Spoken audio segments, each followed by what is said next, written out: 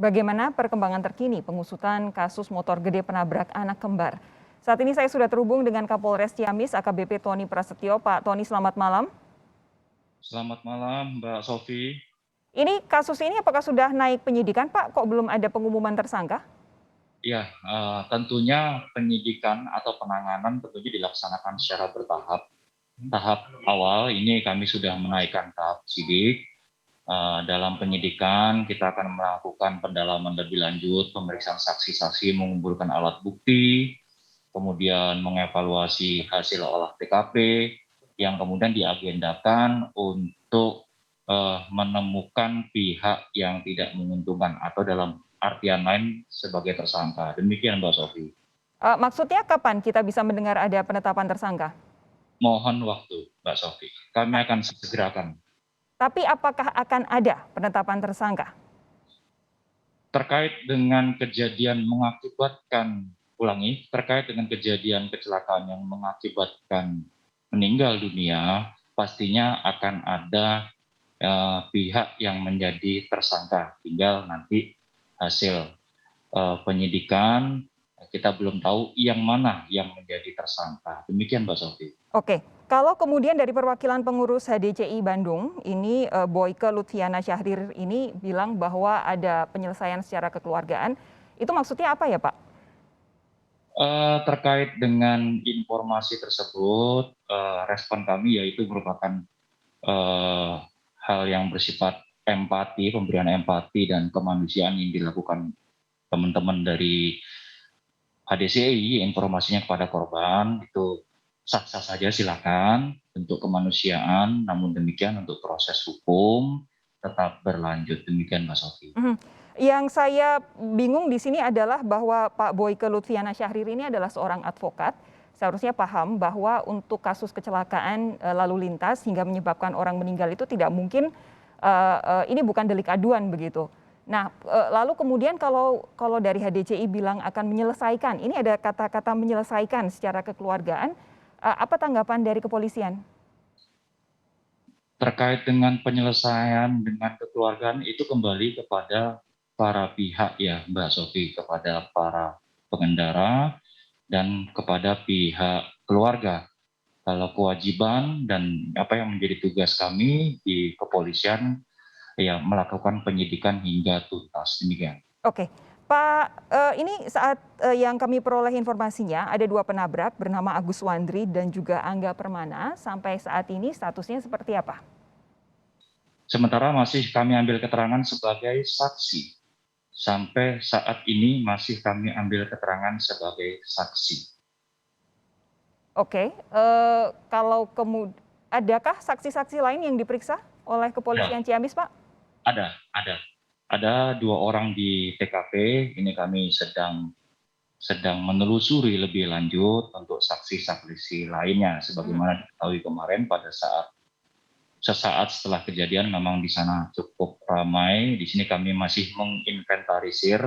Tentu saja bekerja sama dengan teman-teman dari Polres Pangandaran ya. Kami coba menginventarisir teman atau warga sekitar yang benar-benar melihat kejadian. Nanti akan kami ambil keterangan sebagai saksi juga. Nah, ini karena keterangan dari saksi ini pasti akan dari berbagai pihak, ada 2 keterangan yang berseberangan ini.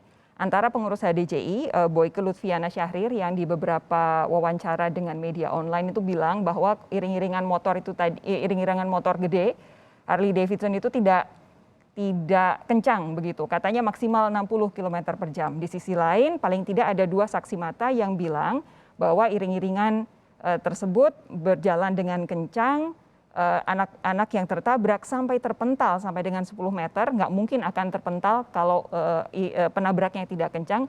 Ini kira-kira bagaimana nanti cara polisi menavigasi 2 keterangan yang berbeda ini, Pak Tony?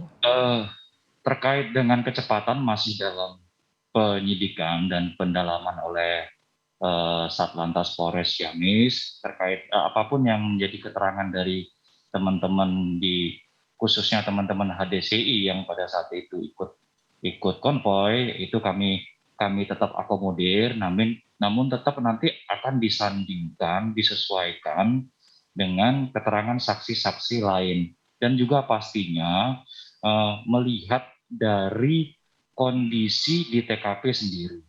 Kondisi di TKP sendiri. Maksudnya apa? Seperti begini, di mana letak titik tabrak dan di mana letak kondisi akhir dari korban atau mungkin benturan-benturan atau pecahan-pecahan, di situ sebetulnya sudah sedikit menggambarkan terkait bagaimana kecepatan dari kendaraan tersebut.